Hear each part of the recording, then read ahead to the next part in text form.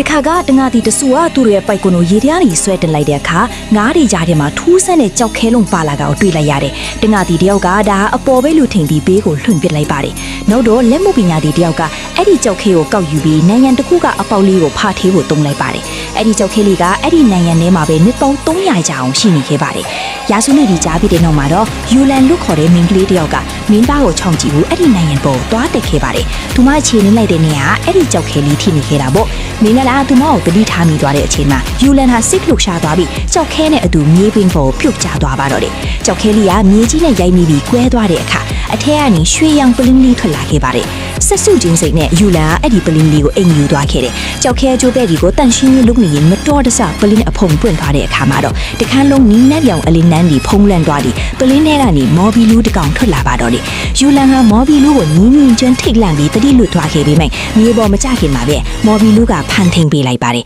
ယူလန်ဟာတတိအားလာတဲ့အခါမှာတော့မော်ဘီလူးကမင်းငါ့ကိုလွတ်မြောက်အောင်လုပ်ပေးခဲ့ပြီးအခုမင်းလိုချင်တဲ့စု3ခုကိုတောင်းဆိုနိုင်ပြီလို့ပြောလိုက်ပါတယ်ယူလန်ဟာဘာမှမစင်စားပဲပထမဆုံးစုကိုတောင်းလိုက်တာကတော့ကျမအဲ့ဒီမင်းသားကိုလိုချင်တယ်ဆိုတာပါပဲမော်ဘီလူးကလက်ဝှေးရမ်းလိုက်တဲ့အခါယူလန်ဟာမယုံနိုင်စရာကောင်းတော့အောင်လှပဆွဲဆောင်မှုရှိတဲ့မင်းကလေးတယောက်ဖြစ်သွားခဲ့ပါတယ်ပြီးတော့မော်ဘီလူးကမင်းသားကိုလည်းမောအသက်နဲ့ပြူးစားလိုက်ပါတယ်မင်းသားဟာသူမကိုမြင်ချင်းမှာပဲသူမရဲ့ထူးခြားတဲ့အလှမှာအကျအနာနစ်မျောသွားခဲ့ပါတယ်သူမရဲ့ဆူတောင်းဖြည့်သွားခဲ့ပြီးတော့ယူလန်ဟာလင်းတိုင်းချစ်ခင်ရတဲ့မင်းသမီးတစ်ပါးဖြစ်လာခဲ့ပါတယ်မင်းသားကဘရင်ဖြစ်လာတော့မဲ့အချိန်မှာတော့ယူလန်ဟာဒုတိယဆူကိုထပ်တောင်းပါတယ်အဲ့ဒါကတော့မင်းသားရဲ့ရင်သွေးကိုလွှဲထားရတဲ့မိခင်တယောက်ဖြစ်ချင်တယ်ဆိုတာပါပဲအမှန်တရားကိုဖုံးကွယ်ဖို့အတွက်မော်ဘီလူးကိုနန်းတော်ရဲ့ရေချိုးခန်းကျမ်းပင်အောင်မှာဝစ်ထားလိုက်ပါတယ်မကြခင်မှာပဲသူမကတကယ်ပဲကိုဝန်ရှိလာပြီးနန်းတော်ထဲမှာဂုံယူဝင်းကြွားစွာလမ်းလျှောက်နေခဲ့ပါတယ်ဒါပေမဲ့သူမမသိလိုက်တာကတော့ဘရင်နဲ့မင်းသားကြားမှာအာဏာလူပွဲတွေစတင်နေပြီဆိုတာပါပဲဘရင်ကလူကြံမှုတစ်ခုကိုစီစဉ်ပြီး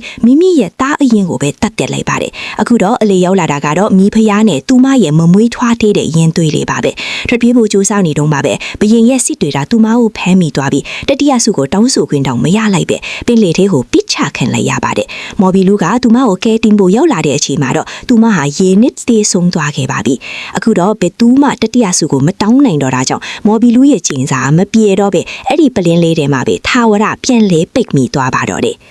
တကယ်လို့တင်တာစု3ခုတောင်းခွင့်ရမယ်ဆိုရင်ဘာဒီတောင်းမလဲဒီဇလန်လေးကယူလန်လိုမျိုးချစ်ချင်းမိတာကိုပဲတောင်းမလားဒါမှမဟုတ်တခြားຢာတွေကိုတောင်းမလား